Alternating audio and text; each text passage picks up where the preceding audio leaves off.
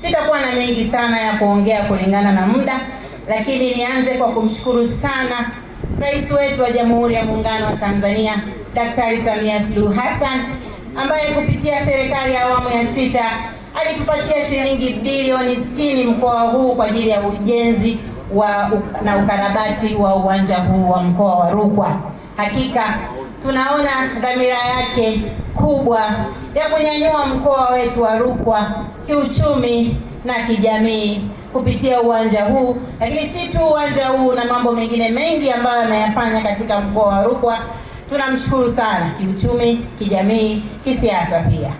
Lakini nichukue nafasi hii pia kumshukuru Waziri wa Uchukuzi Mheshimiwa Mbarawa, lakini sambamba na Naibu Waziri ambaye tumeambatana naye David Kienzile, ambaye wanafanya kazi kubwa sana katika wizara hii na wamesababisha mpaka leo hii uwanja wetu huu umekamilika. Nakumbuka ikiwa ni mara yangu ya kwanza kusimama na kuongea bungeni, niliuliza swali kwamba je, ni lini uwanja wetu wa mkoa wa Rukwa utakamilika na kuanza kufanya kazi? Lakini namshukuru sana Mheshimiwa Naibu Waziri, alinipatia majibu mazuri na yenye matumaini na kwamba hivi karibuni uwanja huo utafanya kazi, na hivi leo tunaona sasa hayawi sasa yamekuwa, na washukuruni sana viongozi wetu.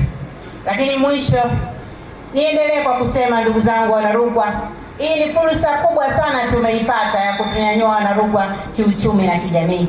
Tusipoteze, tuitumie vyema fursa hii. Itakwenda kuongeza uwekezaji ndani ya mkoa wetu wa Rukwa, lakini itatanua wigo wa biashara, wigo wa ajira na mambo mengine mengi. Kwa hiyo ndugu zangu wana Rukwa, tuipongeze serikali na uwanja huu katunufaishe. Na mwisho kabisa, basi mimi nina ombi dogo, kwa sababu tuko na viongozi hapa na mwakilishi wetu ambaye ni Naibu Waziri wa Uchukuzi.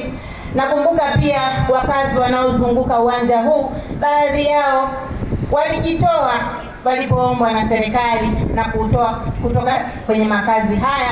Hivyo watu hao, ninaomba serikali yetu sikivu chini ya Daktari Samia Suluhu Hassan iweze kuhakikisha inalipa fidia ya wale wote ambao waliokuwa wakikaa eneo hili la uwanja, ili walipwe fidia zao na waweze kujikimu wakatafute makazi mapya. Na baada ya kusema hayo, namshukuru Mungu na ninawatakia kila la heri ndugu zangu wana Rukwa. Sisi tupo pamoja na nyie katika hali na mali, kama wawakilishi wenu hatutawaangusha. Asanteni sana.